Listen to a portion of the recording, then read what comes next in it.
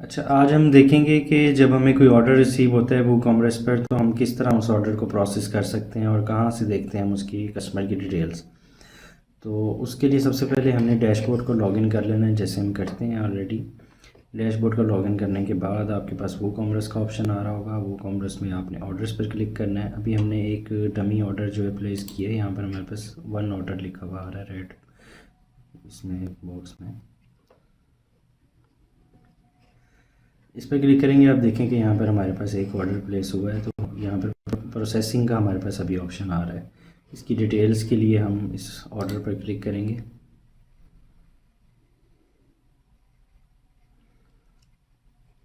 Order पर click करने के बाद हम यहाँ से देख सकते हैं कि कस्टमर का नेम आ रहा है, कस्टमर का एड्रेस जो उसने इंटर किया है, सिटी का नाम आ रहा है यहाँ पर, बाकी स्टेट का नाम, पोस्टल कोड और के बाकी डिटेल्स हमारे पास आ रही हैं। जो भी चीज़ हमें चाहिए होगी वो हम शिपिंग स्लिप में हम उसको इंटर करने के बाद हम उससे स्लिप जनरेट कर लेंगे कोरियर कंपनी की, और फिर ऑर्डर को जो है हम डिस्पैच कर देंगे। शिपिंग स्लिप किस तरह हम जनरेट करते हैं उसकी वीडियो हमारे चैनल पर ऑलरेडी है, वो आप देख सकते हैं। इसमें कस्टमर का फ़ोन नंबर भी यहाँ पर आ रहा है। इसको प्रोसेस करने के लिए हम यहाँ से देख लेंगे कौन सी प्रोडक्ट उसने ऑर्डर की है। ठीक है, अभी यहाँ पर शिपिंग चार्जेस नहीं आ रहे, वो हम नेक्स्ट वीडियो में देखेंगे कि शिपिंग चार्जेस हम किस तरह इंटर करते हैं वेबसाइट पर। उसकी डिटेल्स भी हम देखेंगे सारी।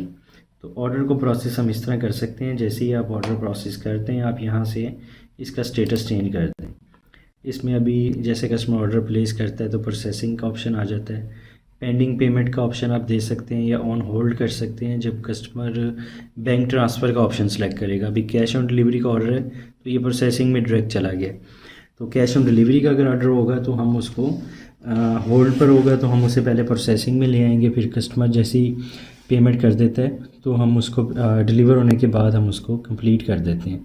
अभी जैसे ही मैंने इस ऑर्डर को इसकी शिपिंग स्लिप जनरेट कर ली है तो ये अब हमारे पर डिपेंड करता है हम इसको कंप्लीट अभी से क्लिक करके इसको स्टेटस चेंज कर दें, या फिर जब वो डिलीवर हो जाए तो तब हम इसका स्टेटस चेंज कर दें कि कस्टमर को ऑर्डर डिलीवर हो चुका है। ठीक है, तो यहाँ से कोई भी हम ऑप्शन सेलेक्ट कर लेंगे जो भी हमने सेलेक्ट करना हो।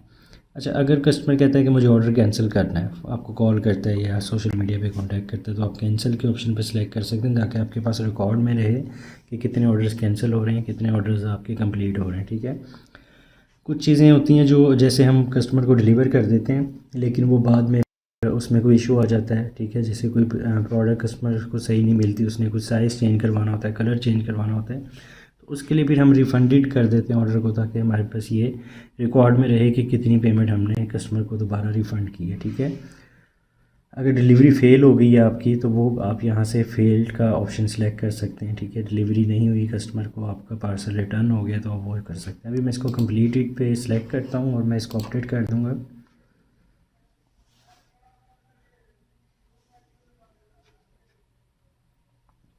ये आप देख सकते हैं ऑर्डर अपडेटेड हो गया यहाँ पर। ठीक है, अब दोबारा ऑर्डर्स में हम चेक करेंगे तो यहाँ पर हमारे पास स्टेटस आ रहा है ऑर्डर कंप्लीट। हम इसको जब भी चाहें हम इसको चेंज कर सकते हैं।